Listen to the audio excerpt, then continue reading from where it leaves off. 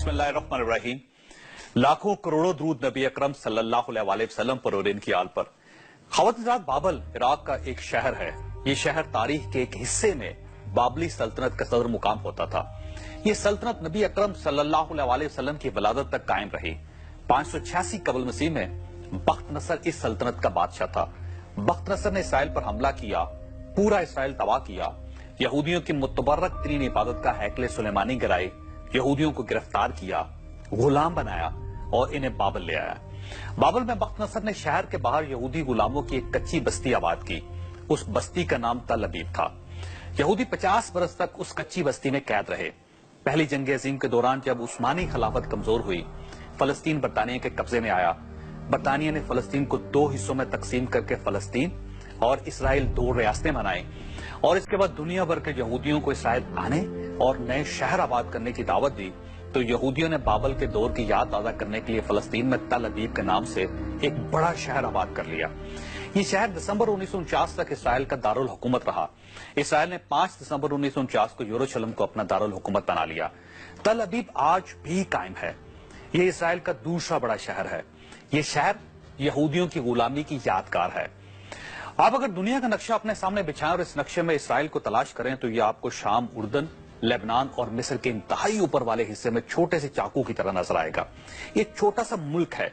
इसकी लंबाई सिर्फ 420 किलोमीटर और चौड़ाई 10 से 150 किलोमीटर है।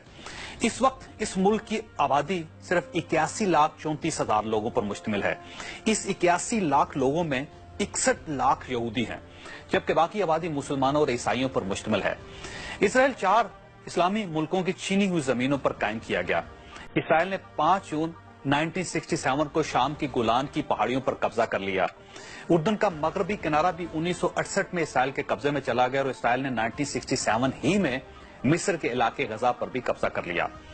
आप अगर नक्शे में इसराइल को दोबारा देखें तो आपको इसराइल के गिर्द 12 बड़े इस्लामी मुल्क दिखाई देंगे। ये मुल्क शाम, इराक, लिबनान, उर्दन, मिस्र, सऊदी अरब, Bahrain, Qatar, UAE, Iran, Turkey और सूडान है। ये मुल्क आबादी, वसाइल, ताकत और रकबे में इसराइल से 500 गुना बड़े हैं। इसराइल ने 1948 से आज तक इन मुसलमान मुल्कों से 5 बड़ी जंगें लड़ी और ये हर जंग के बाद किसी न किसी इस्लामी मुल्क की किसी न किसी जगह पर काबज हो गया और ये ताकतवर तरीन 12 इस्लामी मुल्क और 58 ममालिक पर मुश्तमिल इस्लामी दुनिया इस छोटे से मुल्क से अपने इलाके न छुड़ा सकी। ताज़ा तरीन तारीख में ऐसे वाकयात भी हैं जब उस शाम, मिस्र और उर्दन ने इसराइल के साथ इंतहाई अफसोसनाक मुआहदे कर लिए जिनके इलाकों पर इसराइल बराह रास्त काबज है। इन इस्लामी रियासतों के बारे में कहा जाता है कि इनके आवाम अगर इसराइल की सरहद पर खड़े होकर इसकी तरफ सिर्फ थूक दें तो पूरा इसराइल इस थूक में डूब जाएगा। सिर्फ मिस्र की मिलिट्री, पैरामिलिट्री और पुलिस की तादाद इसराइल की कुल आबादी से ज्यादा है, लेकिन इसके बावजूद फलस्तीनी 62 बरसों से लाशें उठा रहे हैं। फलस्तीनियों की चौथी नस्ल कैंपों और खुले आसमान तले आंखें खोल रही है और आलम इस्लाम ख्वाबे खरगोश के मजे लूट रहा है। हम लोग सिर्फ सोशल मीडिया पर सुल्तान सलाहुद्दीन यूबी बनने की कोशिश कर रहे हैं। आप अलमिया मुलाहिजा कीजिए कि इसराइल के गिर्द आबाद 12 इस्लामी ममालिक यहूदी मशरूमात की दुनिया की तीसरी बड़ी मंडी है और ममालिक फलस्तीनी जख्मियों तक को कोका कोला भिजवाते हैं। इसराइल ने 2 हफ्ते में फलस्तीन के 608 मुसलमानों को शहीद कर दिया। इन शोहदा में छोटे छोटे बच्चे भी शामिल हैं, लेकिन पूरे आलम इस्लाम के कानों पर जूं तक नहीं रेंग रहे। ये अपनी अपनी सहरियों और इफ्तार डिनर्स में मसरूफ हैं। OIC खामोश है। अरब लीग हमास को सुलह करने पर मजबूर कर रही है, जबकि इस्लामती कौंसिल ने मजम्मती करारदाद तक पास करने से इनकार कर दिया है। सदर ओबामा भी 600 लाशों के बाद फलस्तीनियों से इज़हार हमदर्दी की बजाय इसराइली सदर को फोन करते हैं और उनसे 27 यहूदी फौजियों की हलाकत पर ताज़ियत करते हैं। ये क्यों है और ये कितनी देर तक चलता रहेगा?